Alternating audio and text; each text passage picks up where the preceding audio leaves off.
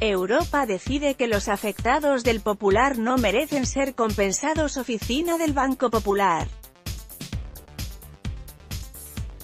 JMCADNAS 29 comentarios. Ver comentarios. En junio se cumplió un año de su resolución y posterior venta por €1 a Banco Santander. Todos los accionistas de Banco Popular vieron entonces cómo su inversión pasó a valer cero en un momento. Desde entonces han iniciado una batalla judicial por intentar recuperar algo de lo perdido, pero hoy se han llevado un mazazo ajenos a la justicia. La Junta Única de Resolución, JUR, el mecanismo que disolvió el banco, ha decidido ahora y, de forma preliminar, que no se requiere conceder compensación a los accionistas y acreedores afectados por la resolución del Banco Popular, puesto que el último informe sobre la operación revela que estos hubiesen perdido más en un proceso de insolvencia al uso. El informe de valoración 3 llega a la conclusión de que bajo procedimientos normales de insolvencia las pérdidas generales habrían sido sustancialmente mayores que las pérdidas que se realizaron en resolución, dijo hoy en un comunicado la JUR, que publicó tanto la decisión preliminar como la versión no confidencial del informe, según informa EFE. La desaparición de Banco Popular fue histórica por cuanto era la primera vez que la eurozona echaba mano del mecanismo que habilitó durante la crisis para disolver entidades financieras en problemas. Nunca antes se había decidido la resolución de un banco de un día para otro y la decisión de la JUR, organismo que dirige Elke König, sorprendió a todos. Accionistas y bonistas han emprendido desde entonces una ardua tarea para conseguir ser compensados y sus demandas se acumulan en tribunales españoles, europeos e, incluso, estadounidenses. Por la vía del arbitraje, por la vía civil, la administrativa y la penal. En España se aguarda con mucho interés al informe pericial que el juez de la Audiencia Nacional Fernando Andreu encargó a los inspectores del Banco de España y que debe arrojar luz sobre si la ampliación de capital que se acometió en 2016, se captaron 2.500 millones, fue o no manipulada. Los peritos del supervisor bancario analizan además los resultados de la entidad desde 2012 y con una especial atención a la salida de depósitos minoristas, institucionales y de grandes empresas que se precipitó justo antes de su resolución final. Saracho y Ron se culpan quien fuera el presidente de la entidad hasta su último día. Emilio Saracho defendió hace unas semanas en el Congreso que fue su antecesor, Ángel Ron, quien hizo barbaridades durante la etapa de la crisis. Aseguró que él aceptó el cargo meses antes de la debacle, por responsabilidad, y añadió que de los 4 millones que cobró como prima de su fichaje, Montoro se quedó con 2. Saracho dijo entonces que el Banco Popular era una «bomba de relojería» y que tenía un «valor cercano a cero». Su antecesor en el cargo, Ángel Ron, aprovechó también su intervención en la comisión parlamentaria que investiga la crisis para culpar a Saracho.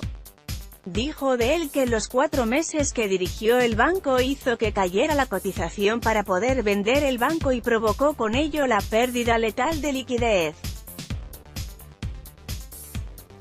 El señor Saracho me dijo que la acción estaba cara y que su principio básico era infundir pánico al mercado. Me dijo que su estrategia era asustar y que quería estrellar el avión en la puerta del Banco Central Europeo. Decía que el gobierno no se iba a atrever a dejar caer el banco, concluyó Ron.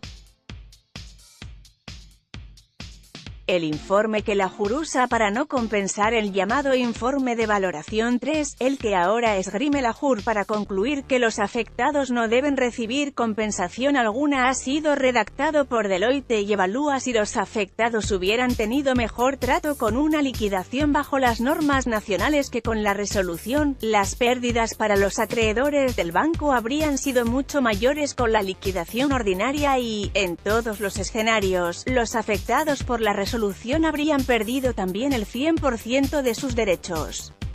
En concreto, la consultora Deloitte calcula que, dependiendo del escenario, las pérdidas para los acreedores habrían sido en el mejor de los casos de 23.400 millones de euros y en el peor de 34.100 millones, frente a los 11.400 millones que perdieron con la resolución.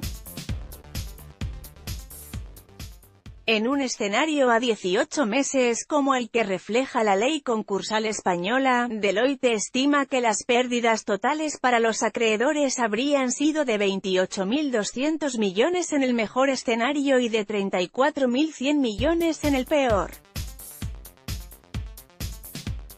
Esto supondría que los acreedores de renta variable y subordinados, incluidos los accionistas y acreedores afectados, habrían sufrido pérdidas equivalentes al 100%, 20.200 millones de euros en total, y además los acreedores no asegurados que no estuvieron afectados por la resolución, habrían perdido entre 8.000 y 14.000 millones, entre el 33% y el 54% de sus derechos.